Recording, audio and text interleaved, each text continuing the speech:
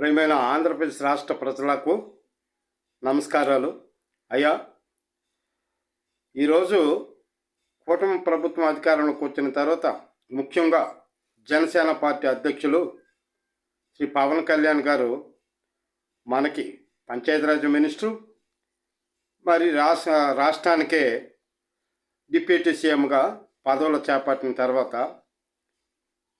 పదవి చేపట్టి చేతికొచ్చిన వెంటనే నేను ఎక్కడ అన్యాయం జరిగితే అక్కడ తాండు వేస్తాను, తొక్కి నారదీస్తాను, ఎన్నికలు ఎరగొడతాను.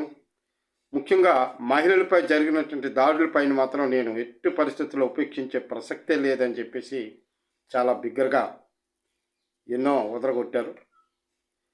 మరి ఈరోజు పిఠాపురం పర్యటనట, పిఠాపురంలో తన భార్య అన్నాలజావుతో కలిపి అక్కడ ఏ కార్యక్రమాలు రూపొందించుకుంటున్నారో అది సోషల్ మీడియాలో విపరీతంగా వైరల్ అవుతుంది. చీరల పంపకమట, భోజనాలట, వగేరా. మరి నేను ఒక మాట అడుగుతూ ఉన్నాను, పిఠాపురంలో ఉన్నటువంటి దళితులపై ఆనాడు విచక్షణ రహితంగా వాళ్ళు గ్రామం నుంచి వెలివేసి అన్ని విధాలుగా కూడాను వాళ్ళు బహిష్కరించి చాలా ఇబ్బందులు పెట్టినప్పుడు మీరు ఎక్కడికి వెళ్ళారు? ఒక్కరోజు ఒక్క మాట ఆడారా?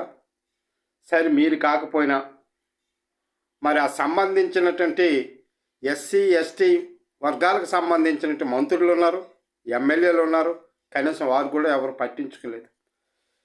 నేను ఇప్పుడు అడుగుతూ ఉన్నాను, మన హోంమంత్రి ఏం చేస్తున్నారు? మీరు మాటలతో కాలయాపన, మీకు నోరు ఉంది బాగా, కప్పిపచ్చొచ్చు, కప్పుతారు కూడా.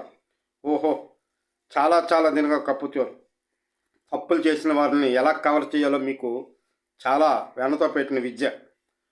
మరి ఆ వర్గాలకు సంబంధించిన వాళ్ళు ఎన్ని కష్టాలు నష్టాలు ఉన్నప్పుడు కూడా కనీసం ఒక్కరోజు కూడా ఆ ప్రాంతాల్లో పర్యటన చేయలేదు, సమస్యలు తెలుసుకోలేదు.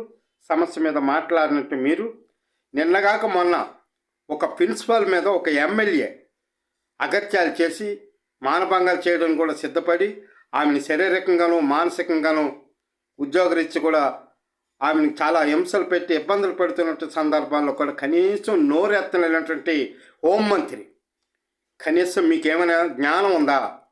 ఒక దళిత ప్రిన్సిపాల్ మీద జరుగుతున్నటువంటి దాడుల మీద కనీసం ఖండించి పరిశీలన చేయవలసిన బాధ్యత మీకు లేదా? ఇదే ఈ రాష్ట్రానికి దౌర్భాగ్యం.